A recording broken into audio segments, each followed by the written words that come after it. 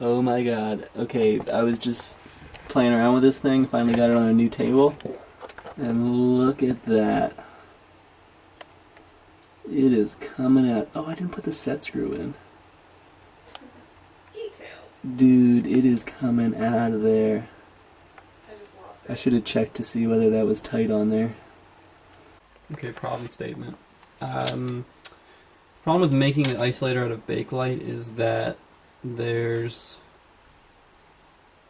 too much occasion for it to break. Because there can be a lot of lateral force on it if the nozzle comes in contact with anything. So, as you can see, I think the bed was higher than the nozzle thought it would be, and that caused it to break again. So, the first time I fixed it with JB Weld, it might just be that it heated up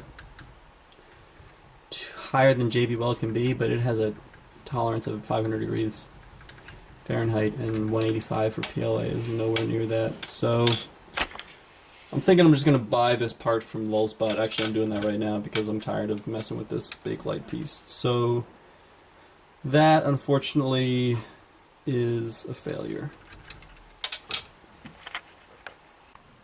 Okay, so here's the damage.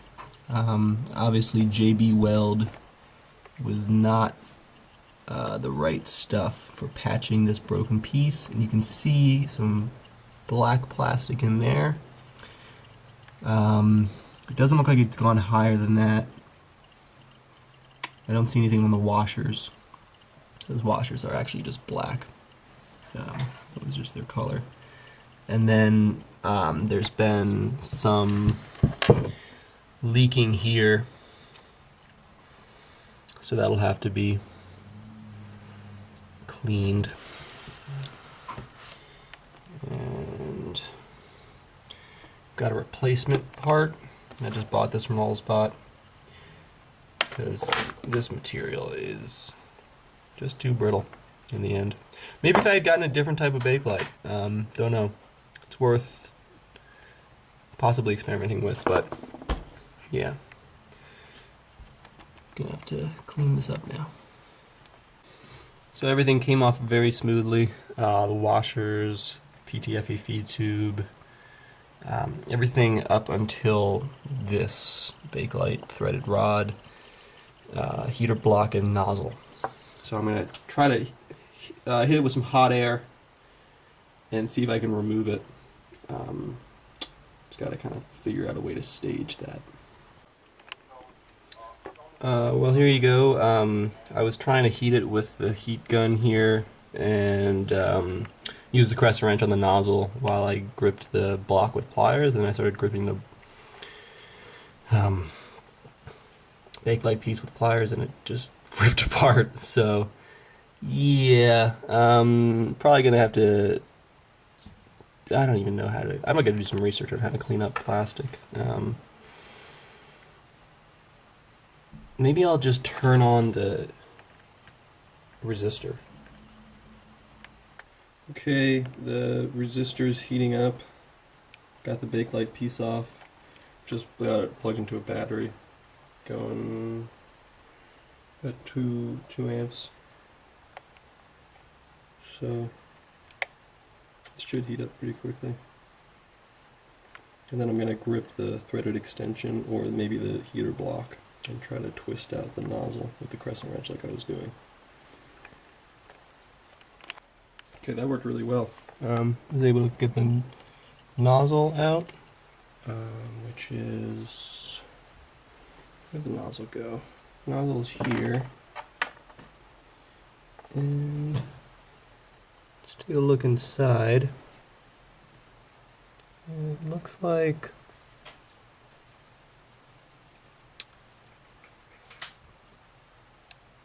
I don't really know, actually. I don't know what the source of the leak was. It doesn't appear to have come from the nozzle. Maybe it did here. Started coming out there, maybe. I'm going to do a better job of using Teflon tape this time and see if that doesn't solve it. Let's see, I've got the threaded piece there. It's got some residual paper towel on it. I got to clean that up.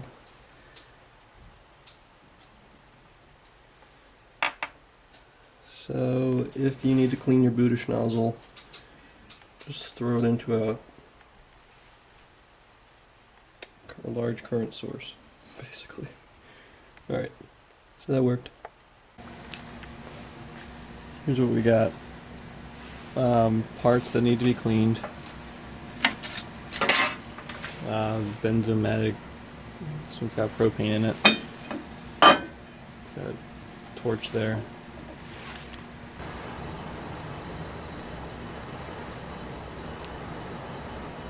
Trying to get the inside of the nozzle right now. Oh, there goes some. Flaming off. Oh, it's dripping out. Oh yeah, look at these fireballs coming out. This is beautiful. Sorry, it's out of focus. I'm using my left hand right now and I don't see myself being able to do that presently.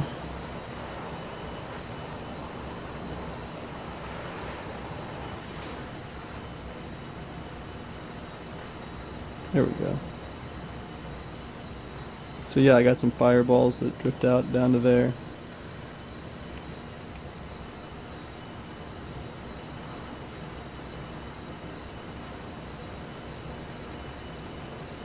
So I'll just have to wipe the rest of it out. Hopefully it'll have burnt and it'll just be an ash. So I did this for all three pieces. And there is light at the end of that tunnel. I don't know if you can see that. Probably can. Camera's making it look huge, probably because the light is bending around. But the tip of that nozzle is now clean. So shout out to the RepRap community for supplying this fix. And very pleased. So, following the guide under the support part of the Lulzbot website, I put this Teflon tape 6mm up from the bottom, and now I'm going to screw on my heater block, and I put around 4 wraps of tape on there, and then I kind of pressed it down. Okay, now that's on there. You want to screw on the nozzle. Oh, by the way, you want to leave that same 6mm on the bottom. So screw it in past 6mm. I put it out to the side like this to make my cable management easy. Okay, the nozzle has been reinstalled and you can see the tape on there.